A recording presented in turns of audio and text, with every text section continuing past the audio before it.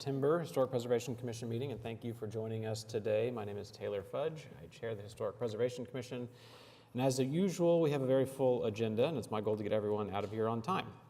As a reminder, please limit individual conversations during this meeting. This will ensure that commission members and applicants can hear each other. Please remain quiet until you're called upon, and when you do address the commission, please speak at this podium up here and state your name and address for our records. Before the commission votes on any item, I will ask if anyone from the public wishes to speak. Speakers are given 3 minutes to relay information to commission members. Please be thorough, but also be mindful of your time. The agenda and documents for today's meeting are located on the PrimeGov website. If you're following along, select Agenda on the right-hand side of the Historic Preservation Commission meeting to see which items are being discussed. Written comments received more than 24 hours before today's meeting are posted online and were shared with commission members.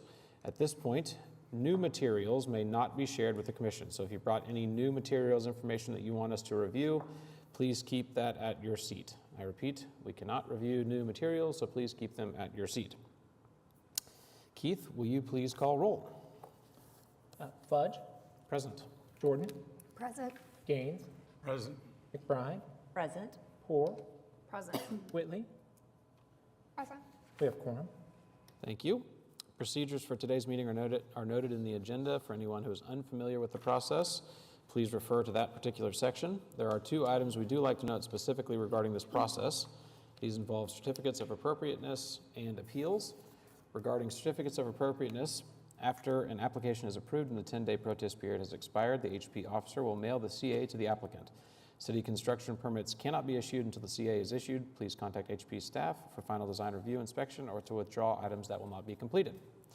Regarding appeals to the Board of Adjustments, any person aggrieved by a decision granting or denying a CA may appeal to the OKC Board of Adjustments. All appeals shall be made within 10 days of the commission decision by filing a written notice of appeal with the clerk of the Board of Adjustments. Katie, what news do we have from the Office of the Historic Preservation Officer? Anything we need to move today? I have nothing to report. Okay. Let's see. We'll move on to acceptance of the minutes. Have my fellow commissioners had a chance to review minutes from the August meeting?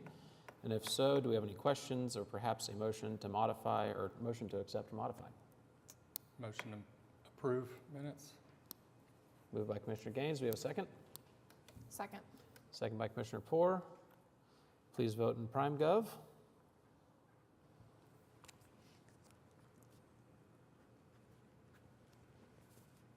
That motion carries by a count of 5-1. Trying to confuse me on this one. One abstained. I wasn't here. Yeah, with one abstaining, not voting against it. Okay. Let's see. Katie, anything from code enforcement? Nothing in particular to report. As always, if you see an item in that report and you have any questions about that, feel free to reach out to staff, or people can also contact the Action Center for more information. Okay. And talk to us about public hearings, dilapidated structures, and National Register nominations. Yeah, so we have no new continuance requests this month. We do not have a dilapidated structure in front of you, and we do not have any National Register nominations. Okay. Looks like we've got 3 items on the consent docket. Yes. Yep, there are 3 items on the consent docket. You did have a comment from a resident requesting that the commission consider pulling the 3rd item, HPCA 23-00102, just for discussion of the proposal. Staff's process with putting items on the consent docket is that if we've recommended approval with no conditions, we put it on the consent docket. It is open for the commission to pull any item that you want to have more discussion about, that you have questions about, so that's entirely up to you all. But I did also want to clarify that consent docket is not administrative approval. This is not staff approval. This is staff saying, we don't think these items warrant any further discussion, but the commission still has to approve it. So. Okay, so from a commission perspective, do we want to pull anything from the consent docket? Does anything in there require additional conversation from our perspective? Is the person here for item number 3? Is the citizen, the concerned citizen here, and do they wish to speak on behalf of this particular item? She is not. Okay. Do we have a motion to approve the consent docket?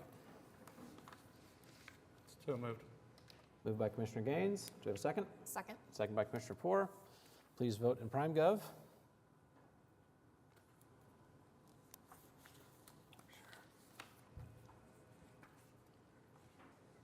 Consent docket was approved. It looked like unanimously. If you're on the consent docket, congrats, project is approved. You've got the option to stick around for the remainder of the meeting or head out now. Now we move on to cases for individual consideration. I believe we've got 6 on the docket today. Start with number 1, HPCA 22-00171 at 419 Northwest 25th Street. This is in Jefferson Park, Ward 2, consideration and possible action on application by Fallon Brooks Magnus for David DeWitt for a certificate of appropriateness to revise HPCA 22-171 to 23. This is a crazy number of items because they did a lot of work on the house, so that's why we're already into the 20s. 23, install brick veneer at accessory dwelling, elective. 24, install door at exterior utility closets at accessory dwelling, elective. 25, add windows at front and rear of accessory building, elective. 26, modify paving in front yard, elective. And 27, split lot, elective. Staff has recommended approval of all items. We did have one condition related to the brick veneer. If the commission so chose to ask the applicant to consider an alternate cladding material for the accessory building. It's not a historic structure, so staff was not concerned about the historic integrity of the cladding material, but thought the proposed brick might not be as appropriate as some other more modest cladding materials for an accessory building in this particular area of Jefferson Park.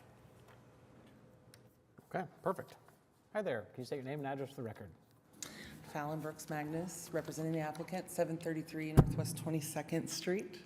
Watch out for that microphone, too.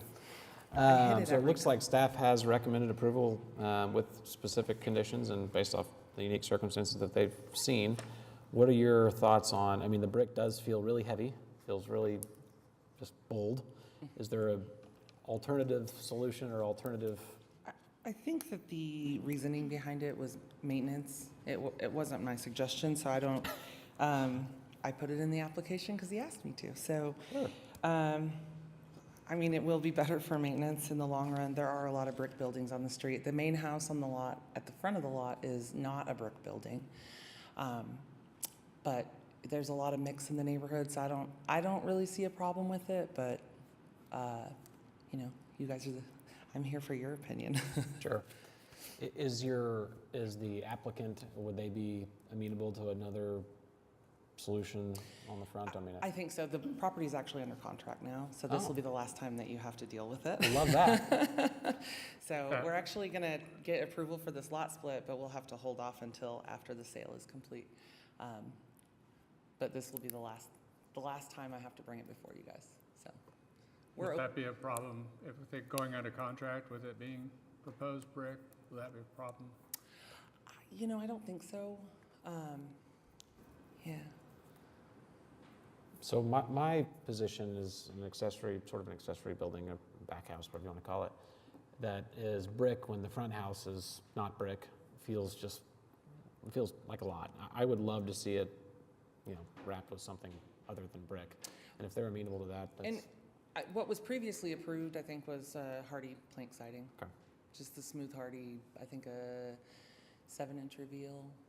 So we can go back to that. If we can make it to where staff can approve that. sure.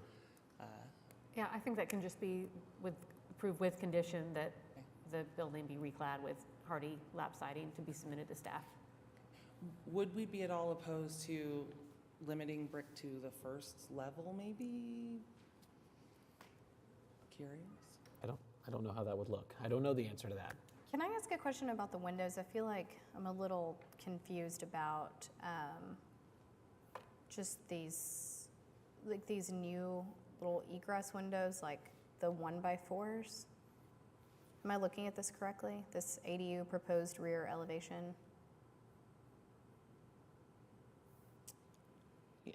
I don't have it in front of me. Let me, do you have a copy? A5. Sorry. A5 in the handout looks, or in attachment A or attachment 1. Is that what you're looking at? I would think I was actually on A11. Let's see. Look at this.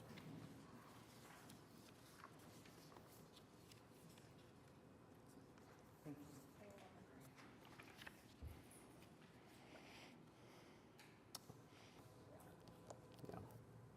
All right, what am I looking at? Just kind of wanted to understand the reasoning behind, you know, we don't see a lot of 1 by 4 foot windows. Oh, it's not for egress, it's for there's a shower there.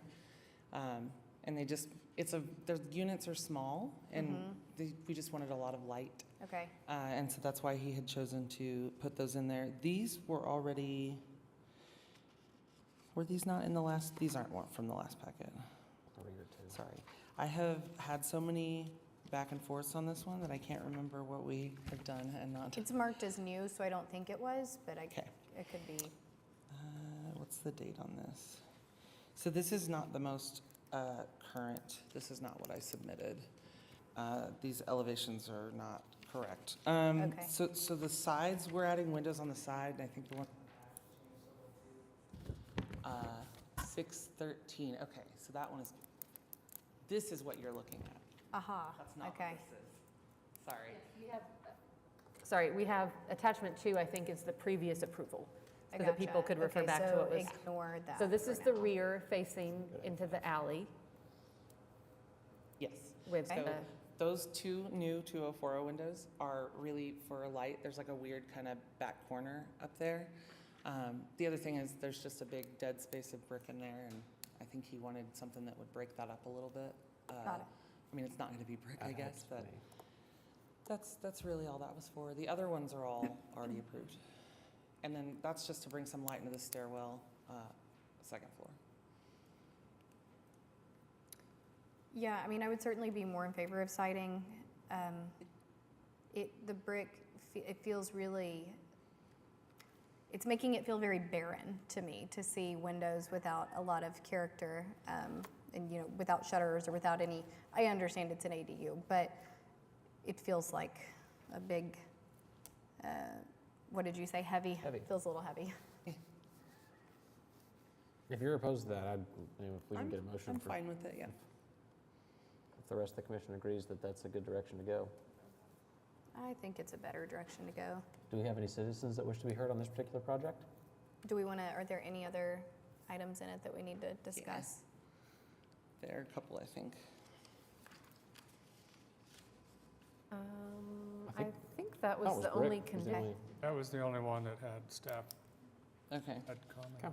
Okay, well, then I would make a motion to approve HPCA 22-00171, items 23, 24, 25, 26, 27, with the specific findings noted in the staff report and the agreed upon condition that the new material be hardy board. Is that what we agree, hardy board? Okay. With staff review, yeah. Okay. Let's see, moved by Commissioner Jordan, second by Commissioner Port. Please vote in PrimeGov.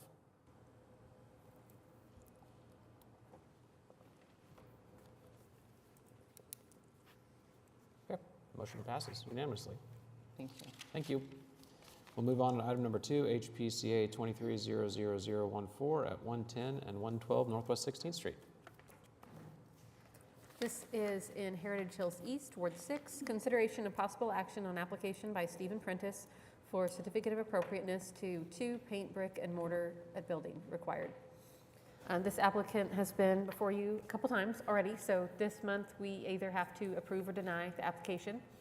And I think your staff report says that we did not receive any new documentation, but between the packet going out and today, Mr. Prentice did get us some additional information, and he's here to speak to that as well.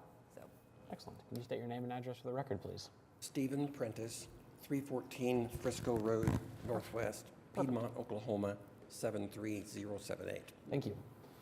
Let's see, well, talk to us about kind of where we're at with this project. We see the brick's already been painted, but tell us what's going on.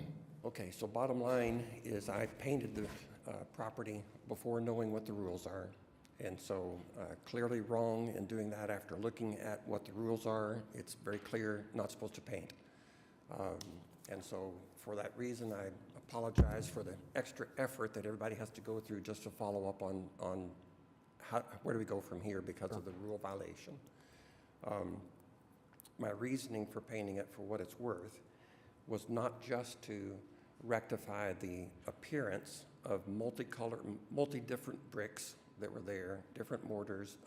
The appearance we felt was being improved by painting it, improved, but it was also to preserve the brick because there was clear signs of weather deterioration. It was built in 26, so almost 100 years.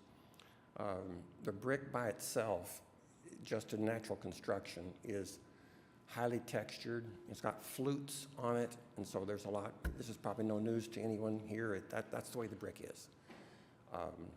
But with the porosity to it, it certainly is going to soak up the paint. So bottom line of where I stand on it at this point, I'll do whatever you guys would like us to do. We're not trying to be defiant. We're desiring a solution. The problem is I painted it with some very, very good paint. And I put 2 coats of this Rhino 8000 primer that it's going to suck into porosity. And then I put 3 coats of the Spectrum Benjamin Moore Ultra Spec exterior finished coat.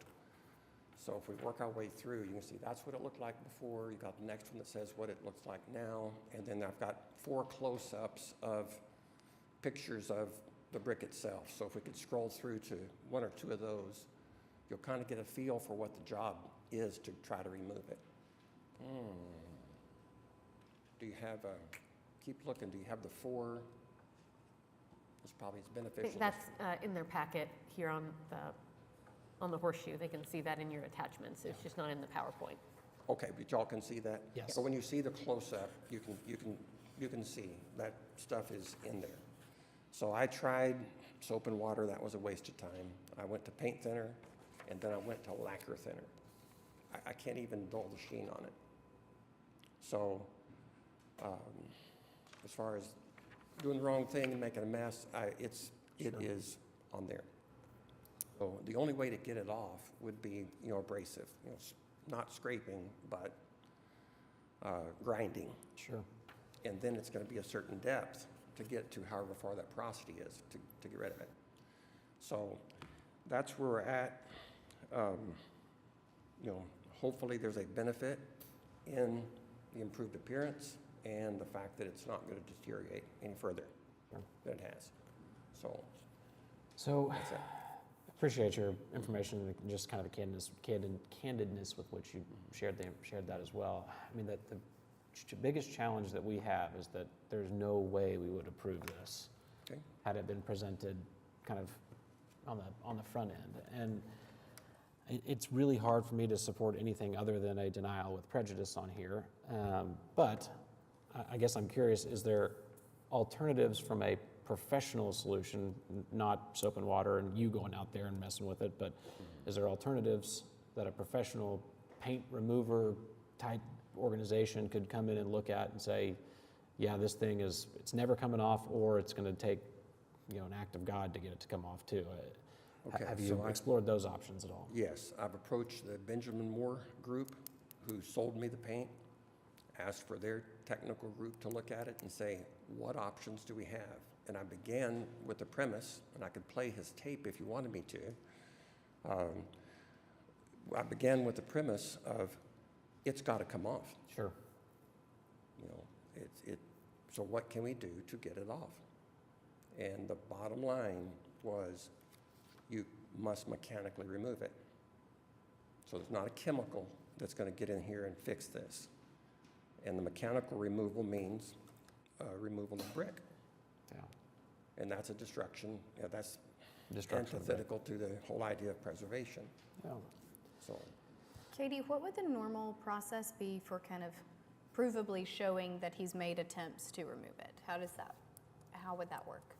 People have done an assortment of things. We've had people come in with photos of where they've tested a product. They've taped off an area and said, here's where I put these, 2, 3 different types of paint removal products on the brick.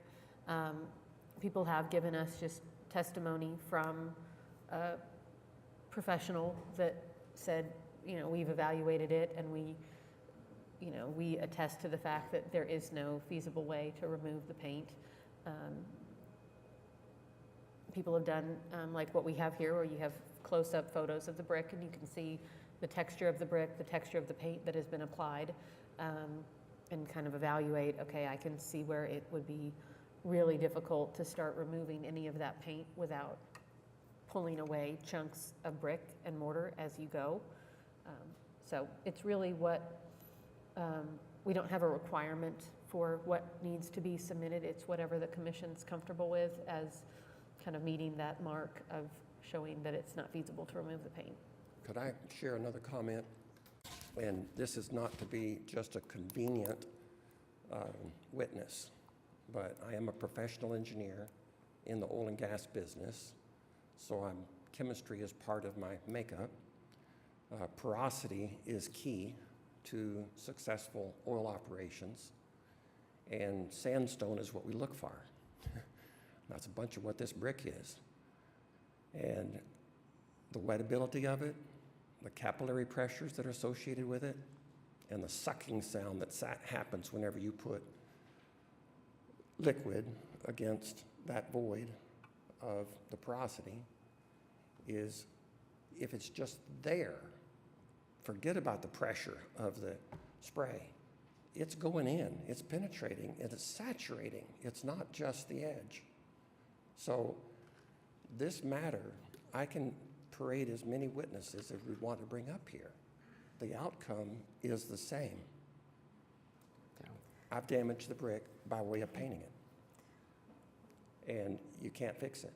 Well, I think I would probably agree with Commissioner Fudge that it may not be fixable, but from our standpoint, I don't know how we would do anything other than a denial to Attempt. just prevent, to kind of go on the record stating that this would be denied and prevent it from happening again. Understood. I don't know what that does for his next steps, Katie. What ramifications does the denial with prejudice have on the applicant? So he can appeal the denial to the Board of Adjustment. I don't know that we've had one like that go to BOA before, so I don't know what their take on it would be.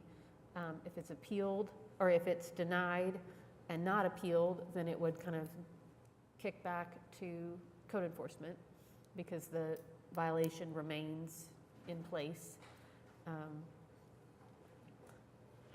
I think we've talked before about on other cases granting an approval with findings that the work does have an adverse effect, the Well, work does yeah. not meet the guidelines, but that there is no feasible alternative to the work as performed. I know that's not a great solution, but it stops the merry-go-round of an outstanding violation that we know there's no other way to solve, if that's the way everyone feels about the Karen, proposal. can we see if there's anybody from the neighborhood that wants to talk?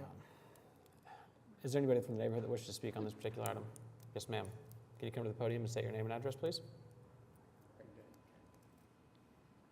think I have to sign in.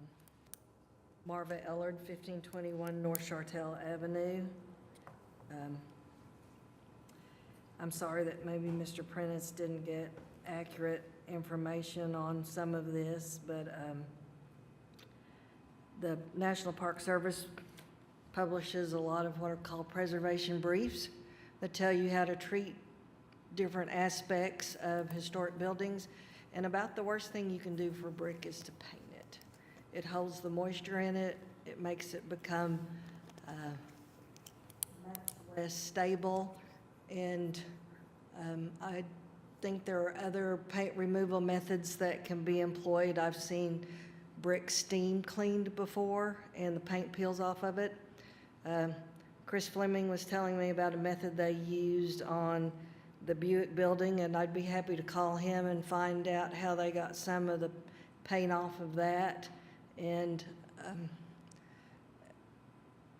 we're happy to furnish information, but I think trying to find a way to maybe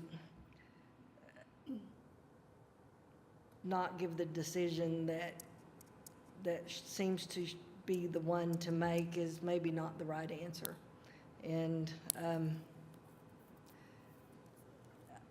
I'd ask Commissioner Jordan this, if we could work to have a document that everybody signs at closing, recognizing the I fact would love that. I would love for it to be bright red. And so with the title companies and anybody, banks or whoever closed, this has been a problem forever and ever, that people either didn't understand where they were buying or weren't notified. So we would ask that you deny Mr. Prentice's application, but I will get his name and number today and try to give him some options on how to remove paint on this, and maybe if we could, and it might be in the paperwork that people see, but those briefs are very informative about a lot of things, and we're happy that they want to invest in the neighborhood, but we would just like to solve a few issues. Sure. Thank you. I mean, Okay, thank you. my biggest fear in all of this is just precedence. And, It's you know, just what? precedence. And Yes, quite, yes. quite frankly, You can't uphold, you Exactly. can't uphold the rules if you don't say no to this. I get Yeah. that And completely. I don't think you did this maliciously or anything like that, but I know that people will do it maliciously in the future if they see this and say, okay, if he did it, I can get away with that too. It's a loophole I've found. Well, and I use that Yeah. as some of my logic in making the decision. Sure. Because I'm You've seen it? surrounded Yeah. on both sides with painted brick. This is the only historic building, multifamily building, that's on that entire Yeah. block on the south side, on my side. It's apartments from there to the other end. It's a commercial building, or I guess I'm on the very east edge. So the building that's right on Broadway is a commercial building that's not in the district. Sure. And so across the street is the same thing, painted brick everywhere. I looked at that and said, that fits. Yep. But whatever doesn't apply Yeah. because it's not properly governing or interpreting the rule. So my opinion on this, we've seen it 3 times. I think because it's just a blatant, this is going to sound bad, but a blatant departure from the guidelines is that it must be denied with prejudice. And then I'm hopeful that you would then take that to, you know, whoever it is that you need to appeal to and say, look, I've tried, I've done everything I can, I've got this number from Marva, Yeah. it's not coming off, and then deal with it down the line. Right. But I don't think in good conscience we can support an approval on this. Tony, still with our can go purview. to the Board of Adjustment. Yeah, exactly. So we're going to have to what? You can appeal from here to the Board of Adjustment. Well, I don't see the benefit of the appeal. I mean, what you're denying is appropriate according to the rules. Sure. So what's to appeal? Well, we certainly appreciate you being reasonable and a willing participant in our denial. It's just the process, that's the. It is. Process. I think Marva brings up a great point that it would be a really good step forward to find a way to better inform people before they're. Yeah, I think, I agree with her on that completely, but you know I disagree with you in terms of the, what all's in the preservation stuff. Yeah. Okay? Because it clearly says, go try to remove that paint, don't do it. It's there. So I don't know where you're coming from on that idea that there's a way to get there. Well, There's just hopefully the not. two of you can connect Yeah. After the meeting and Sure. info, and she's a great resource. So. Absolutely. So with Absolutely. that, unfortunately, I would motion to deny HPCA 23-00014, item 2, With prejudice or with without? prejudice. Understood, and I, again, apologize for creating a job. No, I- No, not looking to create a job. Yeah, appreciate you coming in. Thank you. So moved by Commissioner Jordan. Do we have a second? Second. Second by Commissioner Poor. Please vote in PrimeGov.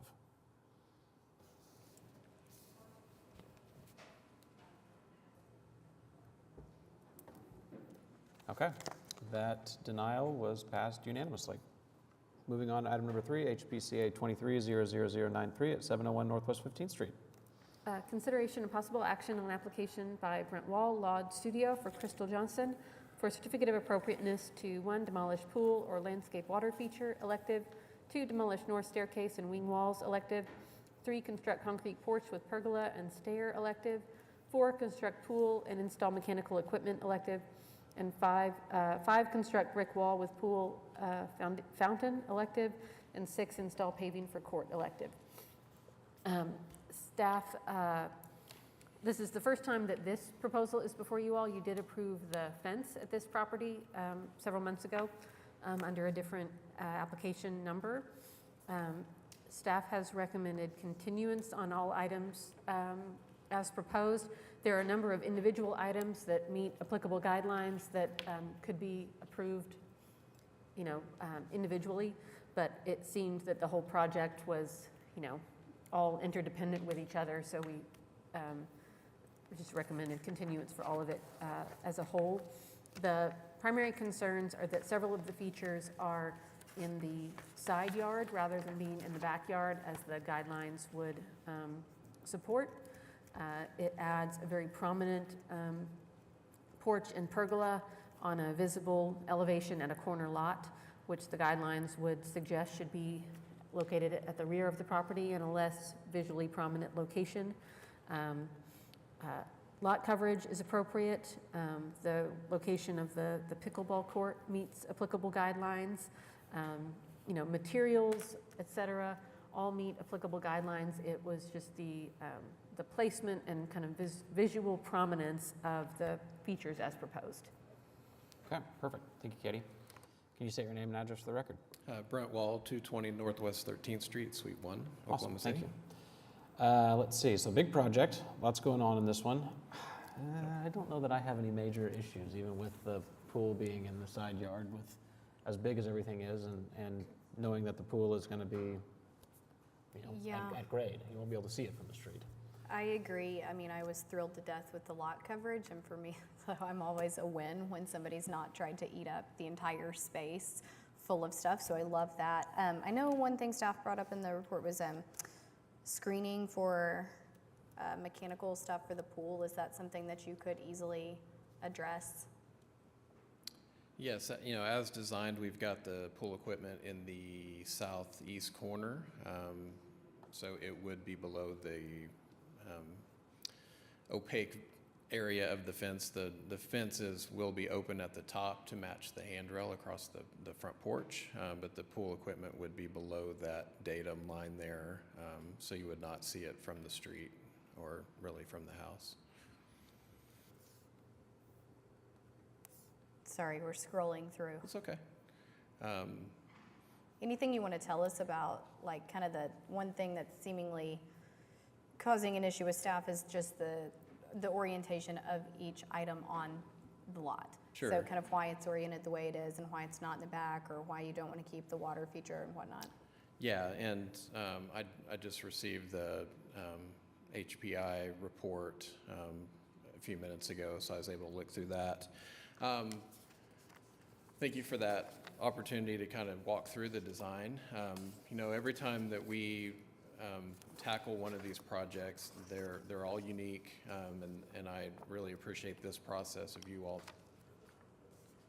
the right thing by the house. I mean, I know everybody in the neighborhood in Heritage Hills appreciates this house. It sat vacant for many, many years, and it was like the one house that everybody was waiting to come back alive. And so for us, it really, truly is an honor to be able to work on these houses. And so we don't take the design or the approach to the design lightly. And so in this case, the homeowners, we require all of our property owners to provide us with a civil survey. So they go out, we have somebody come survey the site, make sure all the corners are pinned.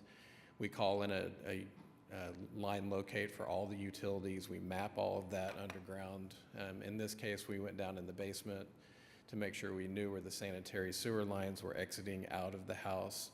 And essentially what's going on here is that all of the utilities, either the electric approaches from the east, and then you have gas, you have all of your telecom on the easement on the north side. All of that, what we call spaghetti underground, enters into the house on the north side between the garage. It comes from the garage to the house.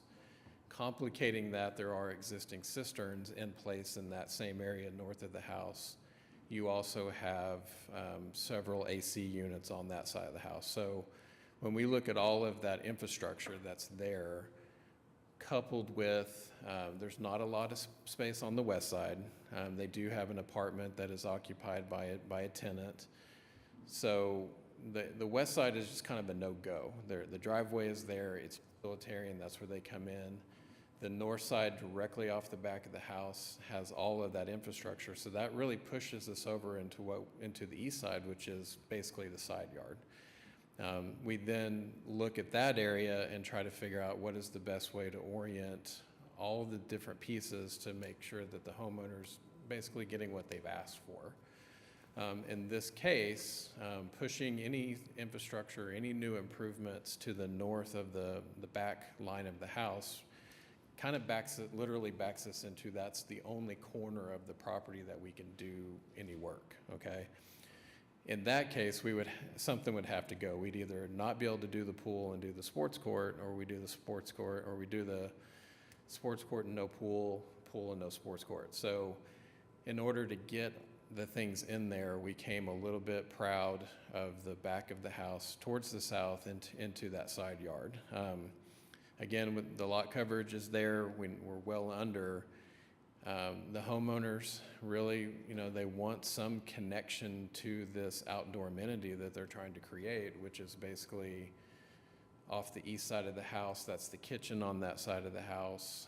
And so we went through a lot of rounds of do we put a French door on that side of the house and try to open it up that way, and we kind of backed down from that. And so ultimately what you're seeing is the existing back steps are a little awkward. There's not really a landing at the top, and so you step out of the door and you're right on the steps. So we're trying to get them a little bit of a landing. They don't want a big outdoor kitchen, they just wanted a little area to grill, and they wanted a dining area that had some connection to a pool. So that's sort of how we arrived at standing here in front of you today. And so, that's always our goal, is we're trying to do the best we can with the site. I personally am always going to struggle with you can't make it look like the existing property. To me, that's my job, is not to make it look exactly the same, but for those to be harmonious and they feel connected and they feel good together. And so that was our goal as well. So we found a brick that is pretty close but not exact. And so I totally respect the concerns of the neighborhood and the concerns of the board, and I'm totally open for feedback. If there's another way we can do this, we're open to that. But we feel like what we've brought was the best design solution for the site, for the corner to deal with that corner the best way we can. The other thing too is that fortunately the backyard is elevated a little bit above the street level on the east side, and so you really don't see that much. You would see some, but it's not like it's just really right out there on the street. So it's tucked back a little bit. So. I mean, one thing that I kind of struggle with, not about your plan, but about our rules, is I understand, why we don't like certain things in side yards, but these double lots really are, that is a unique circumstance. Sure. And there are multiple of them in the neighborhood. You, in a way, you deserve to exploit this wonderful amenity that you have in a double lot. Like, you're not crowding the space, you're not, I read the neighborhood comments, the house at 14th and Hudson, and actually I think we did on the last pass, with support of the neighborhood, get that one behind and not actually in the side yard. I think that was kind of the whole, why it took 3 rounds, was to keep shoving it over a little bit. But, that was not a double lot. There's a ton of space here, and you really can't see any of this other than the pergola from the street. So I think that's kind of why I struggle with not wanting to support it, is, as far as what you're able to see that's a change, it's a wooden pergola. Yeah, I'm inclined to agree with you. I think, like you said, the double lot is kind of a unique circumstance.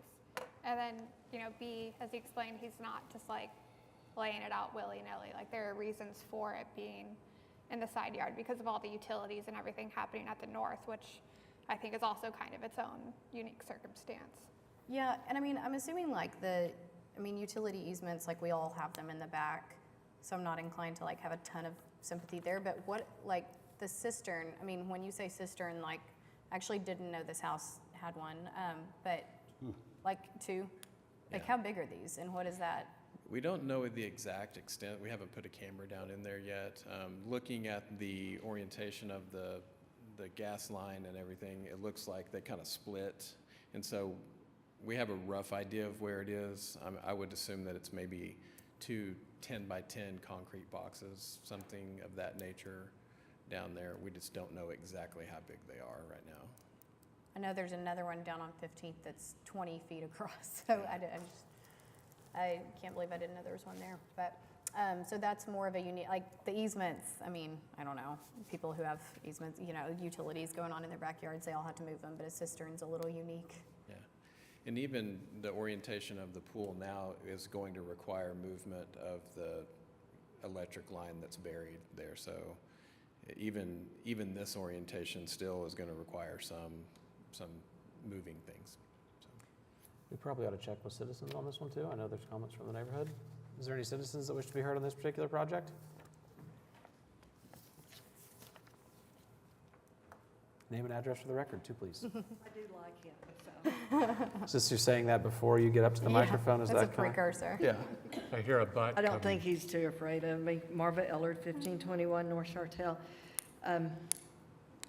Commissioner Jordan brought out the point that we all recognize. This is a double lot. It's kind of different than a lot and a half or whatever we want to call some of the bigger lots in Heritage Hills, and we do understand the applicant's desire to utilize their property. I don't think we understand the plan very well. Part of it is, I printed out a bunch of stuff, but just trying to figure out what trees are staying, what the wall and the fence are going to look like, how high is that above the sidewalk, what kind of outside lighting might be on the sports court. I mean, there's just a variety of things that when I read through the application, I don't really know what the finished product looks like. My one comment about the pergola is it seems a bit oversized, and this is something that Katie and other people and I go round and round about. It's a little bit too historic to me because it is a new structure. So we do want something that is compatible with the house, but it will not show its own time and place. And so that does concern me a little bit. I think it's pretty. I just don't know if it's correct. We'd like to have more time to talk to Brent and go through things and make sure that we understand the plan. The applicants used to live across the street from my niece and nephew on 16th, and when I heard they were moving back to the neighborhood, I was very excited about it. You know, it's always nice to get one back instead of just lose them sometimes. So it's we want to have new friends. We want to welcome them to the neighborhood. I just think we want to understand what is all involved in application. Brent, could you potentially speak to, when she brought up lighting, that's a really, it's not something I'd thought about. The house next door to this one does have a sports court also. If they have lighting, I never noticed that it's on. Can you kind of speak to some of the questions about which trees would remain and what that lighting's going to look like? Since the application, we did work with an arborist to remove. So really, these pictures that you're seeing on the screen are very recent, and those trees, if they're there, they're staying. Okay. So we removed a lot of, as I noticed, this house was empty for a long time, and so it had a lot of volunteer trees that had just kind of popped up over the years. So we took out a lot of just hackberry and mulberry and some elms and such that had kind of volunteered in. So what is left are pecans and the oaks and the really high quality trees, the magnolia, sweet gum. So if you see it here, it is staying. So we've tried to preserve as much as we can. There are no sport court lights planned, and really. Even since we put in the application, I think the homeowners have kind of even, they would like a little smaller. I don't even know if, I think they're kind of looking at a little bit smaller footprint that's not quite as big, but they have a couple of kids and they're trying to keep them busy and they like to play basketball and such. So that was the point there. So you think you may potentially be changing this sports court?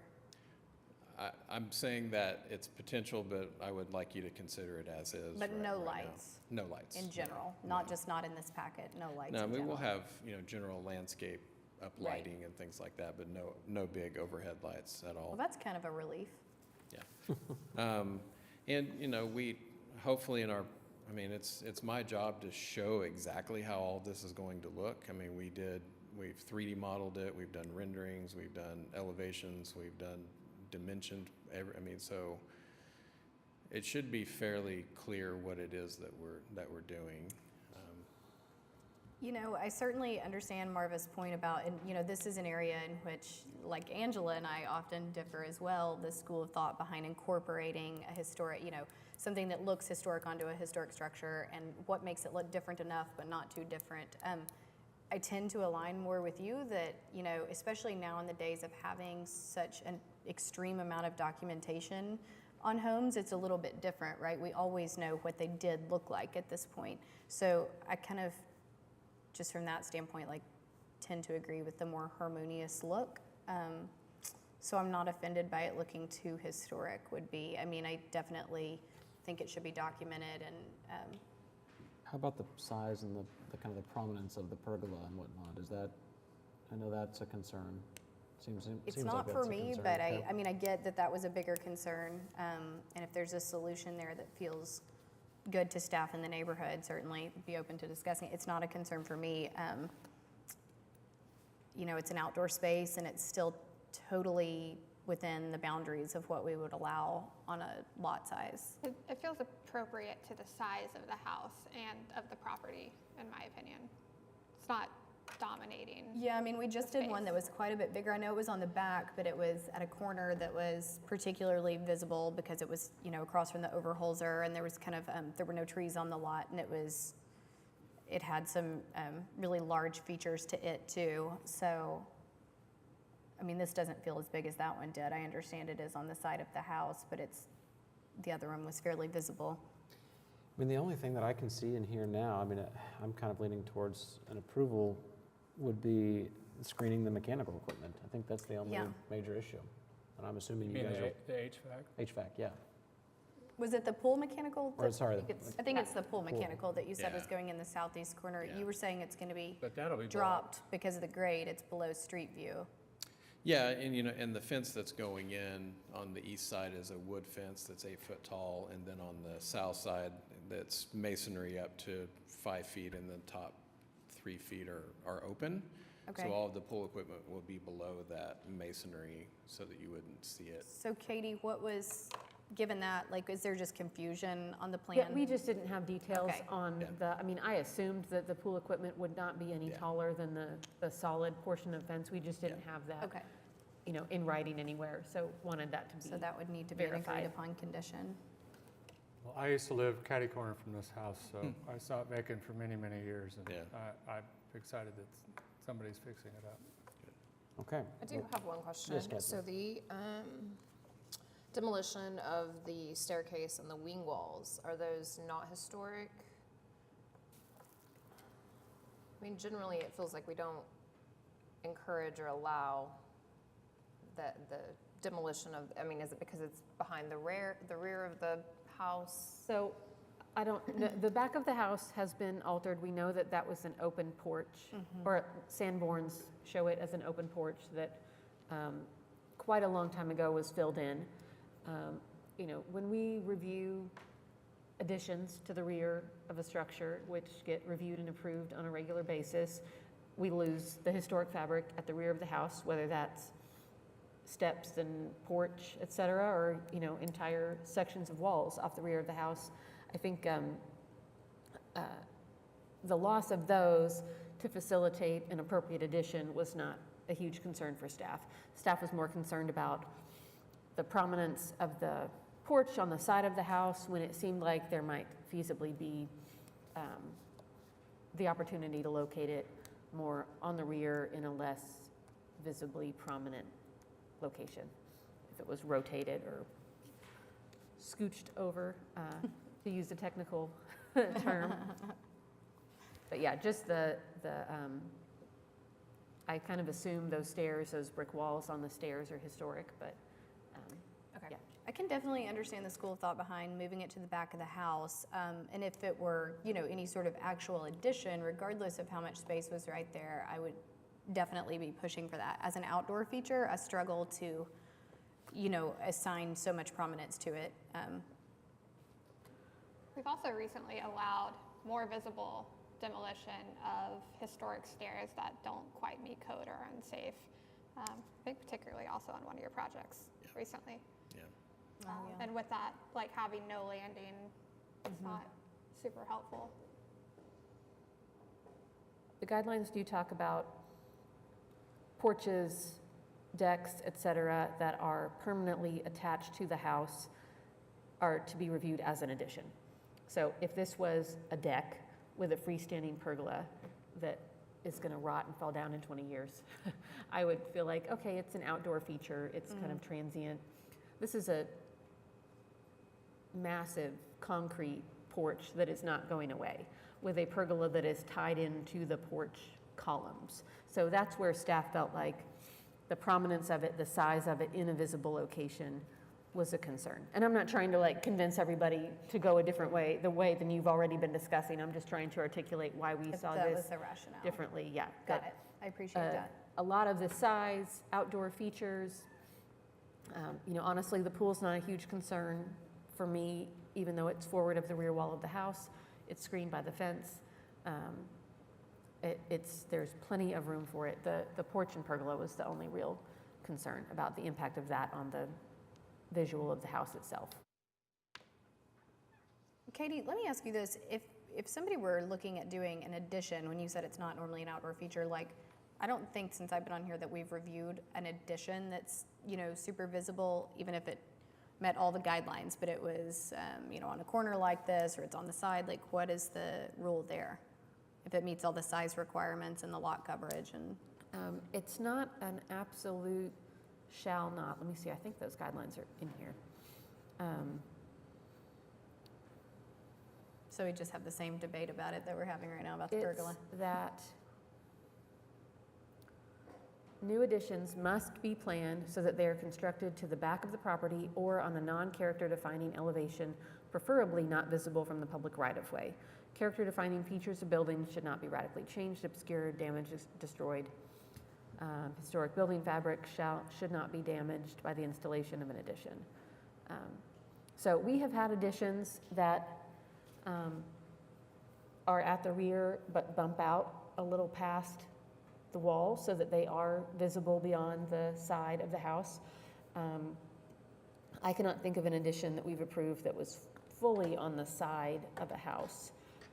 We have approved additions that were on the rear of a house on a corner lot, so that addition, even though it's at the rear, is still At the quite side, visible too. from the street. Yeah.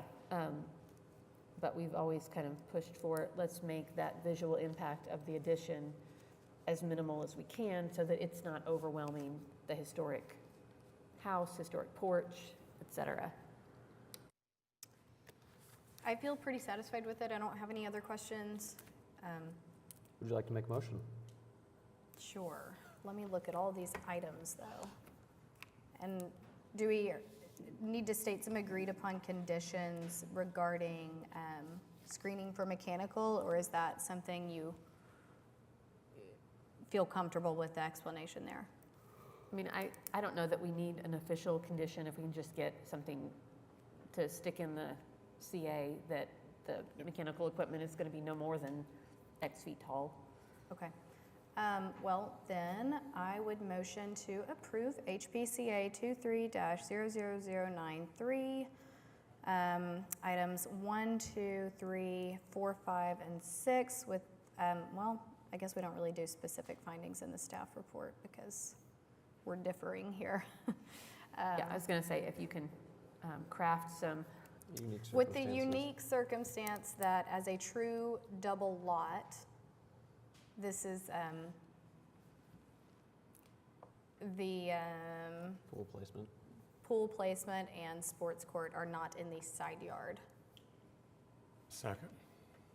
Moved by Commissioner Jordan, second by Commissioner Gaines. Please vote in PrimeGov.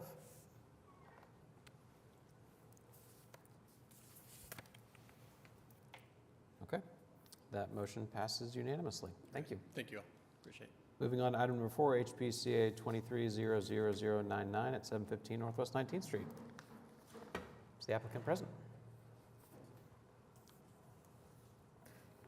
So our applicant is present. While he's walking up, this is in Mesta Park, Ward 6, consideration and possible action on application by Al Young for Christopher Young for a certificate of appropriateness to 1, demolish garage elective, 2, construct garage elective, and 3, replace driveway elective.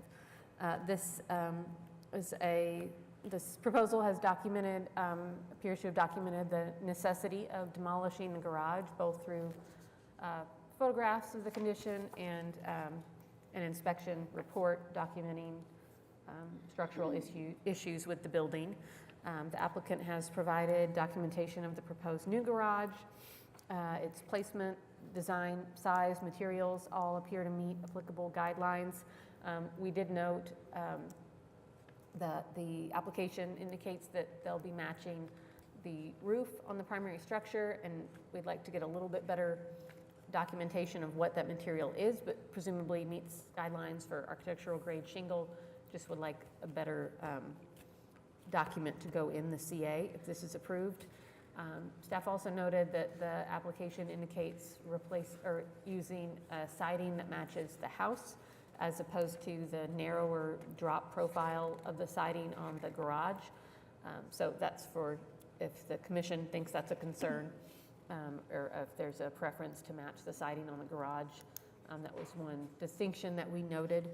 And then the only other issue for staff was we had a couple of different site plans as we went back and forth on the application, and we didn't have a clear understanding of where the driveway, exactly how the driveway is going to be laid out.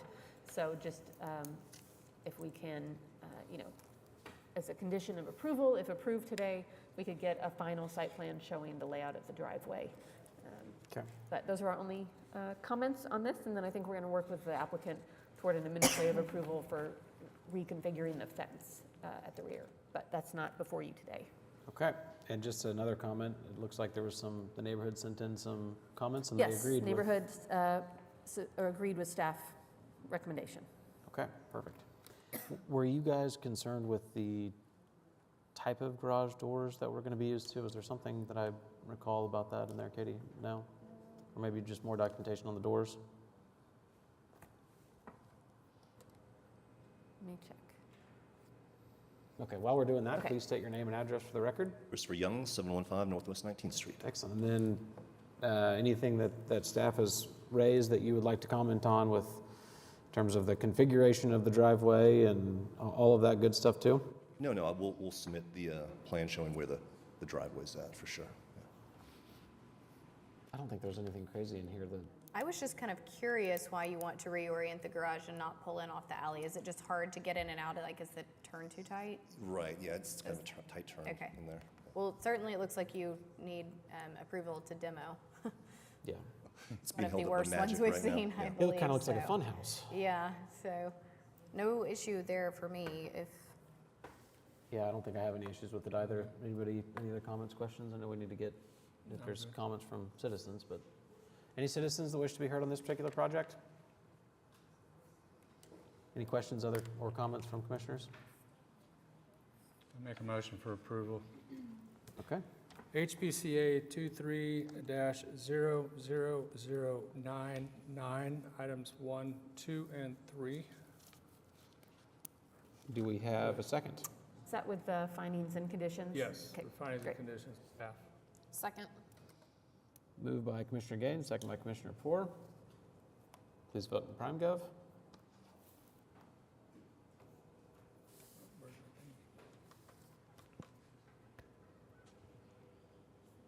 Okay, that passes unanimously as well. Thanks. Thank See, we've got item number 5, HPCA 23-00100 at 301 Northwest 18th Street.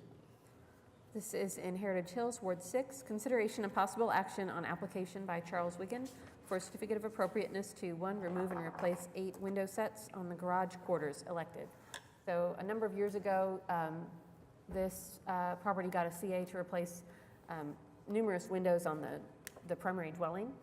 And Mr. Wiggin would like to do the same thing with the windows on the garage that are of the same era as the windows that were replaced on the house, and using the same window product that was approved previously for the house. So staff did have comments in the staff report about seeking some additional photo documentation of the actual garage windows, if the commission feels that's necessary. So the windows on the house, they were replaced, they were approved by here, and the garage is the same situation? Should we let him state his name Sure, and stuff yes. first? Sorry. Can you say your name and address for the record, please? I'm sorry, my hearing's not as good as it was a few years ago. Can you state your name and address for the record? Name and Name and address. Name and address. Charles Wiggin, 301 Northwest 18th Street. Perfect. So I think staff recommended a continuance seeking more documentation, but it looks like the neighborhood actually agrees with the fact that they think these windows should be replaced, which I was shocked about, I must say. Can you provide, assuming this goes to an approval, and if it is approved, can you provide additional documentation so that we can document our file and keep that on record as well? This is a terrible thing to say, but Can't hear the it all. sound is really difficult for me to pick up. I think we could skip the conversation and just say that we would be comfortable with an approval if he provides it. Yes, Yeah, assuming there's I no agree. other issues from citizens. I agree. Okay, are there any citizens that wish to be heard on this particular project? Mr. Ice? Only because I shocked you. Randy Ice with You Heritage did. Hills, 119 Northwest 19th Street. Yes, this is basically, he's completing the project, and this was extensively discussed by a previous commission. The windows were approved, and we're just trying to make sure that they are consistent. There are just 8 left. They're all in the garage. They're not visible. There may be 1 or 2 that are salvageable, but after you replace 48, the last 8 are really, it's kind of, it needs to be uniform. That's what the neighborhood feels. Agreed. I'm certainly comfortable with it. We've talked a lot in the subcommittee about, getting things where staff can just approve them with documentation, and I think this is a great example of that. So I would be in favor of a motion to approve if y'all are comfortable with that. Can we ask him if he'll tell Chuck? Mr. Ice? Randy? Do you might- mind just relaying what we're getting ready to Just do? making sure that Mr. Wiggin knows what we're communicating and that we just need that documentation. They're moving. Didn't care about that. Okay, so I would motion to approve HPCA 23-00100 with the agreed upon, item 1, with the agreed upon condition that the applicant provide documentation of the windows as they exist to staff before replacing them. Do we have a second? Second. I'm going to give that one to Commissioner Whitley. Moved by Commissioner Jordan, second by Commissioner Whitley. Please vote in prime gov. Right. You already got enough today. Okay, that's approved with conditions. Thank you. Okay, congratulations. All right, item number 6, last item in our cases for individual consideration, HPCA 23-00103 at 930 Northwest 21st Street. This is Mesta Park, Ward 6, consideration and possible action on application by Holly Hunt, Sam Gresham Architecture for Dana Meister for certificate of appropriateness to 1, demolish existing carport elective, and 2, construct new 2-story garage elective. This is, when you look at the photos of this, it looks like a garage. It's kind of one of our Mesta Park specials where the garage actually doesn't have any walls once you get past the fence. So staff didn't have any concerns about demolition of the existing structure, but did recommend continuance on the new construction based on the footprint, the height, as well as some concerns about the design perhaps being a little more high style than was appropriate for this location. Okay, Hello. perfect. Oh, Hi sorry. there. Name and Hello. address for the record? Holly Hunt, 400 Northwest 23rd Street. Happy to be here. Can you guys believe how quickly this meeting is going? Anyway, so first of all, I want to clear something up, and the proof is in the pudding, so to speak. A simple comparison of my site plan with the Sanborn maps This house was moved to this location. This was moved, I think, Katie, can you tell me when this neighborhood was designated historic? Oh, 1967. 67, well, this is Mesta we were Park. used to Mesta be- is 90s. Mesta is like much later. 94 Is this or house was- 98? Yeah. Okay, which Was makes it a sense. So UCD? this house was actually moved similarly to many homes that were moved. We had one on 11th over there off Chartel. There's a lot of homes that were moved off of Broadway. This home was, and from my research, the first records I find of it being on the site is in 1986. And just like you, again, I would really hope that you would compare the two. The Sanborn map shows a completely different configuration of house. So just that being said, I want to identify the fact that the historic precedence here is not necessarily a one-to-one like it is in most cases for the historic district. So this house was moved here. I'm not sure of the age of this carport at all, but certainly a carport. It's a carport with a garage door on it. It wasn't modified over time according to the homeowners. It was like this when they bought it, and that was many decades ago. And so I'm thrilled with the recommendation for demo of the carport. So let's talk about the new construction. So our thinking in this design was, this is a beautiful home, very high style, a Victorian home, many different types of window sizes. It has round windows, it has oval windows, it has a turret on the corner, it has the scalloped siding. So our thinking in a new construction, especially given that there was no historic precedence for this house being on this lot, was that, yeah, let's really create a high-style garage that complements the architecture of the home that was moved to the site in the mid-'80s. So that's kind of our thinking. As I go through this and I understand like where the staff is coming from, I mean, they're really comparing this house and this garage to what the Sanborn maps show in 1920s. And from the 1955 Sanborn maps to 80s, we have no record of exactly what happened, but that house and the auto carriage ceased to exist. And from what I've been told by the homeowners, this lot was empty for many, many years. And that is why, when they had an opportunity to, instead of demoing this beautiful high-style Victorian home, they moved it to this open, empty lot in Mesta Park. And that's why, for us, we felt like instead of designing for the lowest common denominator, we should really celebrate the style of the existing house or the house that was moved there, and provide I would still call it a 1.5-story garage in place of this non-historic carport. I also point out on my site plan that there are some signs of an old footings of a carport or garage of some type. They're still present today. You can see them in the photos. And those are actually out beyond the property line. So we thought, perhaps it would be appropriate for us to bring our new garage to the property line, not out as far as the historic footings were, but to align with that property line, which is pretty common for streets that have street access for the garage rather than going to the back of the lot. Even in the staff report, you can see just down the street, the front of the garage aligns with their fence. So we felt like that was actually a very appropriate place to locate this garage. And in doing so, and pulling that forward, we're actually not as deep into the lot as this existing carport was. Now, that being said, I understand that it's a little bigger than normal, but the guidelines do allow for you all to make an exception sometimes to a small increase in the footprint.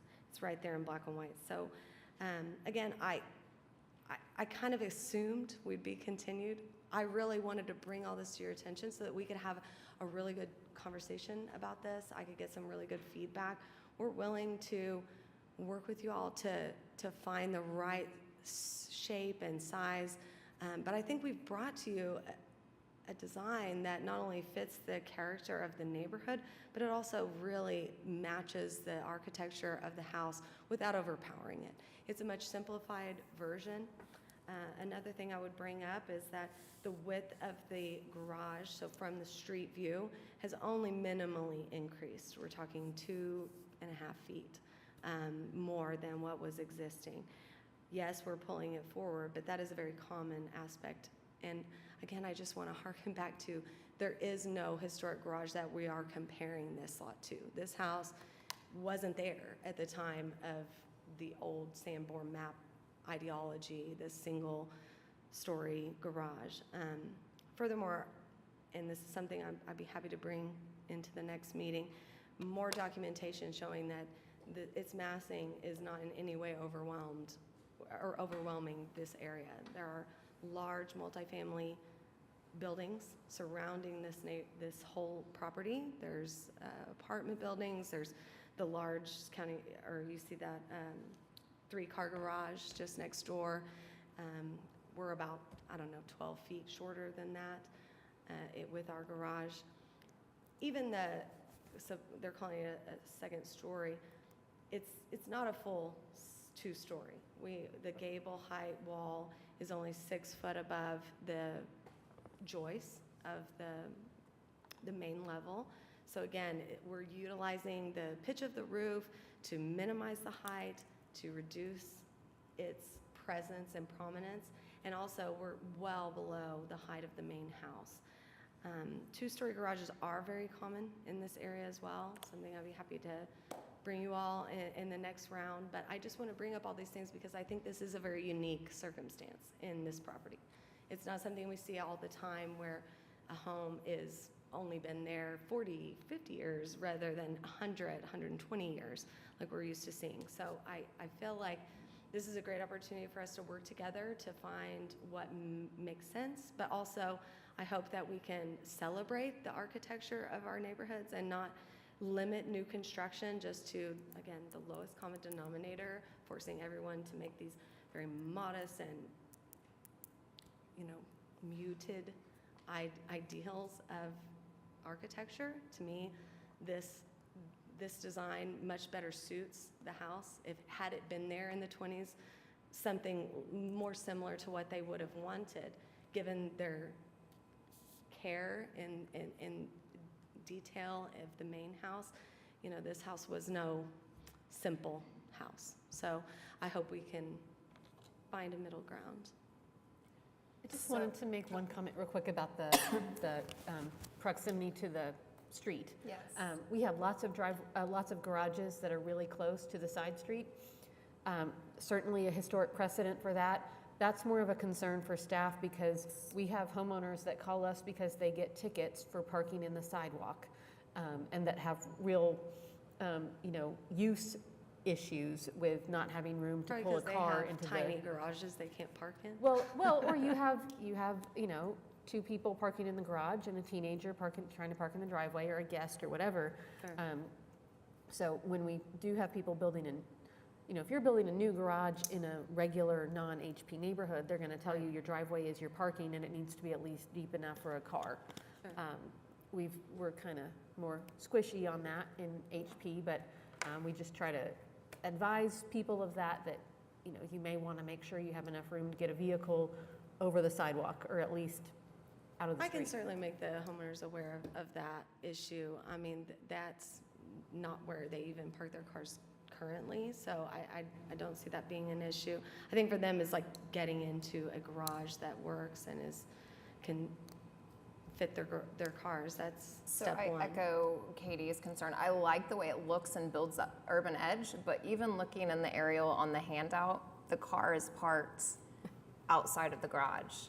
And I think if you push it up to the property line, guests are going to park there, and then they block the sidewalk, and that is one of my biggest pet peeves. So I appreciate the urban edge that it would form, but I think the realities are people are gonna still try to cram in front of the garage door and park if there's more than 2 people at the house for the day. And so that's a big concern for me. Is the placement of the garage a deal breaker for your customers? There are no deal breakers. Okay. And I will also say, Holly, I think you made really, really excellent points, and you kind of you're turning me around on this one too. I mean, it is a parking unique is always property. an issue, sure. Yeah, but and to Cassie, Commissioner Forrest's point, that will be an issue, and it's something I hadn't thought about. When you were telling me bring it to the front of the property line, I'm like, that's great. We're going to reduce some concrete, probably add some grass in the back. It'll look really nice. But There that's are a something lot I of had sidewalk not thought offenders. about at all, and that will be an issue. So that could be a deal breaker for me, I guess. Street parking is utilized throughout these neighborhoods, we all know that. And, But we certainly don't want to promote a circumstance that prohibits people from using the sidewalk. It's already an issue, you know. Holly, couple of questions for me. I mean, I agree with you that I do think it's a unique circumstance that this home is not original to this site. Now, as to what that unique circumstance means, I have a few questions. So you brought up the gable height wall at 6 feet. I think it has to be 3 feet to be considered 1.5 story. So we are at a full 2 story. What is the total square footage on your proposed garage? So it's at 506. 506? And again, we could perhaps reduce that some. You know, this, to be honest, this is, and you see in your staff report that this application was actually withdrawn. We worked with these homeowners, I think, gosh, it's been a while back. It has the date there. But Sam had done this design, and, you know, to be honest, I think the commission was much more fluid on the interpretation of replacement garages at that time, and this wouldn't have been considered a 2-story at all, and it wouldn't have been considered, you know, we've just become a lot more strict, and I can understand that. I'm not saying there's anything What would make it not a wrong with that. 2-story, though? Just from your So, perspective? well, so like for building plan, like for building code perspective, 6-foot wall height is not a full story. It has to be a minimum of 7'6" in order to be considered a story. So to me, that's still a half story. But what's your center wall height? The center, you Like, mean the what's your center of the ceiling height? gable? Yeah. Well, that would be the height of, it's on the elevations, I'd have to look, but it's at 15, 11 and a half. Would it say that the guidelines allowed for a 2-story? Do you think your homeowner would then desire to do a 2-story, just out of curiosity? I think she loves this design, and they love this design. But I will say, and I found this, and I thought that was, you know, where no other previous historic garage is known, replacement garages may be 2 stories if located in a block where 2-story garages are dominant. You know, I think the real idea here is that you guys do have a lot more freedom than maybe you exercise to make calls that the guidelines don't specifically address in a house that isn't historic.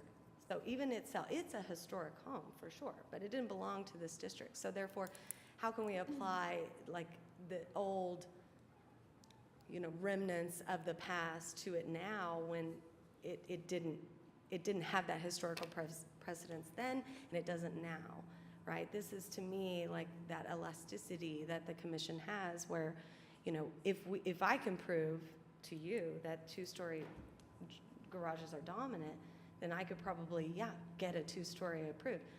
I think we're even recoiling from that idea. We're trying to make a modest garage, trying to, of course, maximize what we can for the homeowner's needs, which they have adult children that visit and stay for long periods of time. That's what this apartment is all about. But it wouldn't be some kind of situation where we want like this giant 2-story. We're trying to be modest with it. We're trying to match the architecture of the home, which it does. It has very, you know, steep pitches, gables jutting out at all different angles. So that's the real driving force of this design was the main house, which we're trying to celebrate. And I guess I do, you know, I'm usually one that really harps against the garage mahalls, but I feel this one's actually kind of closer to being in line with the house and the surrounding properties than others we've seen in the past. I mean, right next door to it, you've got that massive apartment complex that has a huge, what looks to be a 2-story garage. I mean, I know it's not next door to the garage, but it's next door to the property. What did you say the total square footage was of the garage? Square foot on the main level is 930. So that's, Including the you're garage doubling, you're more than doubling Oh. what is currently allowed, is that right? So- That's where I No, the struggle. garage itself is only 506, but It then Like, says- what's the footprint of the whole thing? 930 square feet. Oh. So the guideline about All of that is like well I inside wrote the down law. 504 when I It's asked. like way Yeah. to the back of the property. But again, we don't have historic precedents. So consider this like a new garage. It truly is. For this house, for this property, for this day and age, this is a new situation. Well, I don't think we would ever approve a 930 square foot garage, and we did, or ADU, we did just deny one in Mesta about 2 months ago. A similar setup, in fact, somebody wanting kind of a little cottage on the front of their garage, and it came out to about 900 feet. So my question would be like, if we could get there on some sort of height, I mean, are they opposed to the whole, you know, we don't monitor what's inside, but like, is there a way to get everything that's required for a little guest quarters back there up on that second floor and get some of this? I mean, 930 feet's a lot. Yeah, that's where I struggle. I mean, we wouldn't approve an Well addition below of the that lot size. coverage, you know, and I feel like for the neighborhood and for what you see in the aerial, the coverage on this lot is minimal compared to any adjacent lot. What will it be if you're at 930 feet? It is in here. And if we I'm require you to sorry, bump it back, you know, say you're bumping back and you're getting It's well 7 below more 50. feet of, what's well below though? I would have to. I mean, it can't be look a well little below, to strong. be honest. You know, it was like so not even that bad of an issue that they didn't even ask me to do the calcs. But, you know, here's the thing. So on the site plans, if you were to align them, we're actually less deep in the lot than the existing carport is. So we're actually remediating soil back to grass in the backyard and merely filling in over top of some existing concrete with a new structure. But not if we push it back, right, to give more to the driveway? What's that? I'm sorry? So, but if we push it all back to give more room to the driveway, then we're not doing that. That's correct. But I really don't see the validity in that. I mean, considering that so many situations in the neighborhood have this condition, you know, I don't think that it's fair to force my clients to push their garage way back farther than any other historic garage on a side street is currently, just because we're trying to prevent an issue that we're not certain is even going to exist. I think that here the real issue is the coverage is actually lessening, and beyond that there is nothing like beholding us in the past that we need to recreate. So again, this is like, I just think back to like, you know, when people were originally making these homes, did they want to make the most modest and ugly garages? No, they wanted to celebrate and complement the neighborhood. Well, apparently and they make did, something because we have a beautiful. lot of modest ones in the neighborhood. But we also have a Which lot is of why we're mimicking gorgeous them. ones, and you know it. I really don't disagree with you about your thought process about this being a unique circumstance, and I'm really totally there with you. I get that. I don't think it should have to have some garage that, you know, was original to 700 block of 18th Street. Yeah. But I am very concerned about the precedent it would set, not stylistically, 930 feet. That really concerns me. Like, it's always this battle against lot coverage and garages and things.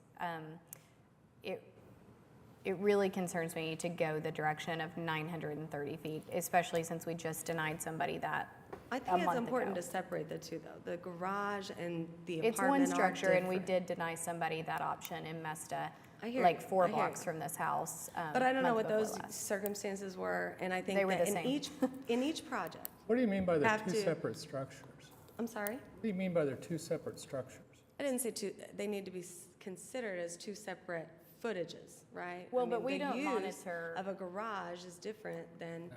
But we don't many monitor of the these inside. homes, many of these accessory structures, though, you know, the car parking area and then potentially an old, you know, driver's apartment. It's pretty common. It's just right? beyond our purview, though. So, like, we are not, you know, we shouldn't be looking at your interior floor plans and giving it any sort of sway. The footprint of the garage. So, like, for us, the concern Permitted is as one 930 feet. But Katie, isn't it separate? I So, mean, don't okay, we so let me consider say, them separate? so total footprint of existing house and proposed accessory building is 2541 on a 7,000 square foot lot.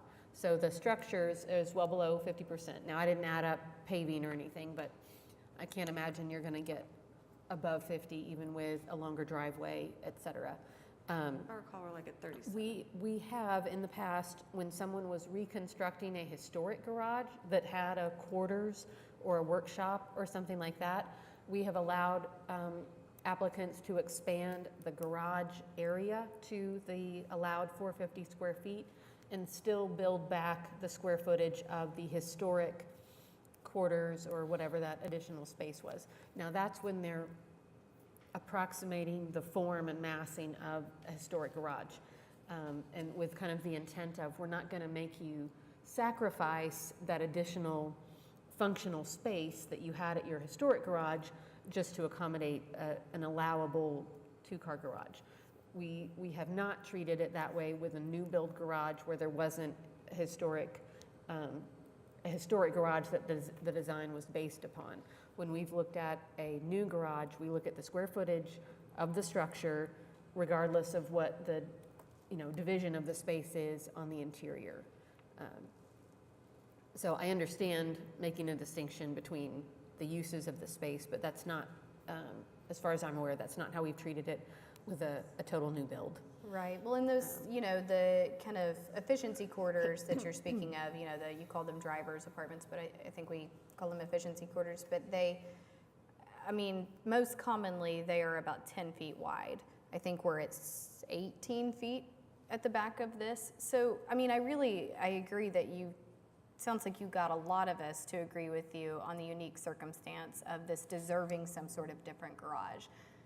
It's very large, and it's very concerning to think about telling somebody else in Mesta that they can't have a 930 square foot, ground level 930 square foot footprint. And actually, I think I told you wrong. I think it's 715 on the ground level. I think 930 is the total. 24 by 38, Yeah. 912. Very 912. rectangular in form.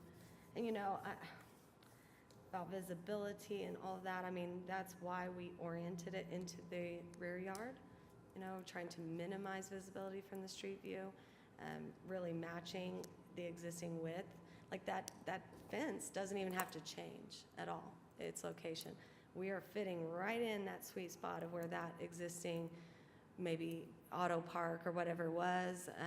We're just trying to maximize what we can for this space. And I appreciate what you're saying. I think maybe a reduction in size could really benefit us. We could maintain some of the features of the garage, but maybe just reduce that square footage to a more comfortable number and still be within your purview for approval. Yeah, I think most of us are cool with the 1.5 story, especially knowing the code changes that are coming about with ADUs. And I think we all like getting more ADUs than where we can. And that doesn't personally bother me. It's just, if we allow double the square footage now, we can't really deny it in the future. It does set a precedence, and that's just where I struggle the most. And jumping back to that 1.5 story, again, that's kind of where I want clarity from you. I agree, we're comfortable with 1.5 story. I don't know that this is 1.5 stories, so I want to just kind of get clarity on that. So this as designed doesn't meet the zoning code definition of a half story. Now, building code might be a different matter, but as far as the way the municipal code, chapter 59, defines a half story, this is not a half story, it's a 2-story garage. In addition to that, I would say I'm not aware of a single garage in any of our historic districts that has this roof form. So with there being no previously existing historic garage, if we can show that 2-story garages are prevalent in the area, personally, this staff member would rather see a typical front gable true 2-story garage than a roof form that is just really not something we see anywhere in Oklahoma City neighborhoods with the kind of little gable dormer off to the side. I do think the fact that we don't know what the historic garage was for this house creates that unique circumstance for perhaps supporting a 2-story garage. And maybe that can reduce your footprint by moving up to occupying the full footprint on the second story and get a little more compatible kind of typical form for a Mesta Park accessory building. It's cute as it can be. I just have nightmares about how many people are going to come in and ask for the same thing. You know, I it's like, completely understand your concerns, and I think we can modify this design to fit within what we've discussed.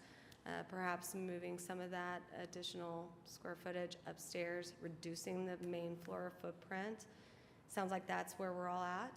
And that's, honestly, guys, I so appreciate this discussion, because this is, for me, this is like a first, like having such a unique property in this district. I mean, you guys know I've done a lot of these. This is the first this has ever occurred from my experience, having a house that is brand new to the neighborhood, historically speaking, brand new. So, yeah, I certainly think I can bring it. And I think even in that situation, we would probably still try to minimize the roof height at the street level. And if it is a little taller, let's push that into the rear yard to just, again, to minimize any kind of height differentiation on the street level.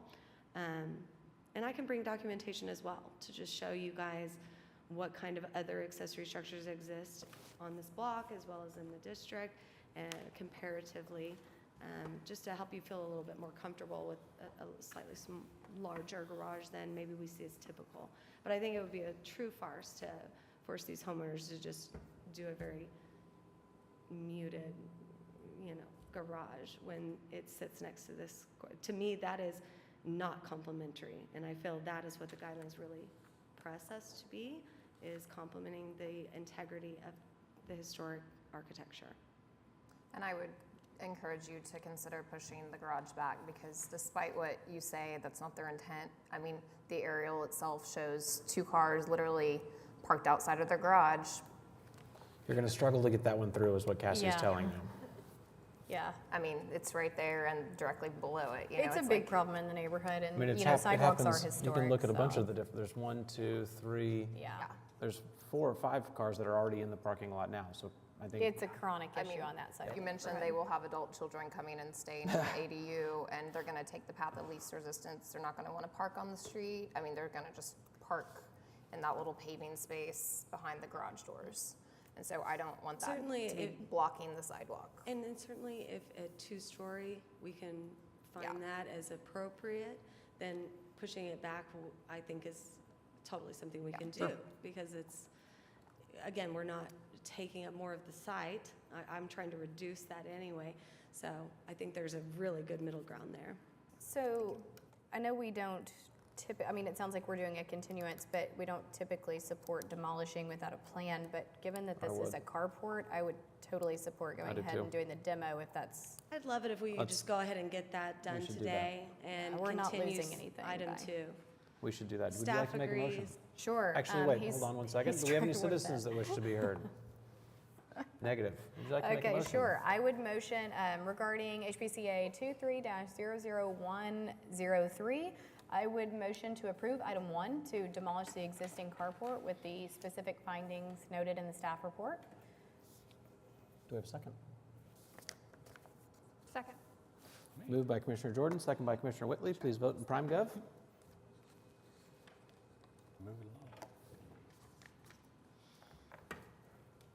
The demolition is approved with conditions. It was passed unanimously. Let's move on to the continuance. Okay, on the same case, I would motion to continue item 2 to the October 4th docket. Do we have a second on that? Second. Moved by Commissioner Jordan, second by Commissioner Whitley. Please vote in Prime Gov. Okay, the continuance I is love passed that as you well. don't even ask me anymore if I need an extra month.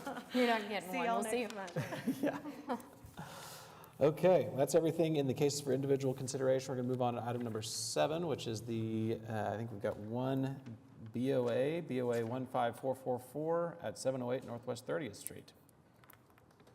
This is consideration and possible action on a request for recommendation to Board of Adjustment regarding an application for a special exception to allow for home sharing. This is one of our home share applications that is in an HL overlay. So the HP provisions about the owner being on site, being their primary residence, do not apply, but it comes to us because they do have to get a special exception, and we have to make the recommendation to Board of Adjustment. Staff did not see any concerning issues with the home share as proposed and has provided a recommendation to recommend approval to Board of Adjustment. Okay, I'm going to check in with the citizens. Are there any citizens who wish to be heard on this particular project first? Excellent. Can you state your name and address for the record, please? Melissa Parker, and I'm representing 708 Northwest 30th Street. Okay, well, staff has recommended approval. Does anybody see a reason why it should otherwise not be approved? With no citizens and no written comments, I mean, I don't see a reason to not approve it. You want to make a motion? Oh, sure. I'm sorry. You're not approving it, you're making. Recommendation. Recommend. Recommendation. So let's see, regarding BOA 15444, a motion to make a recommendation for approval to the Board of Adjustment. Do we have a second? Second. Moved by Commissioner Jordan, second by Commissioner Poore. Please vote in PrimeGov.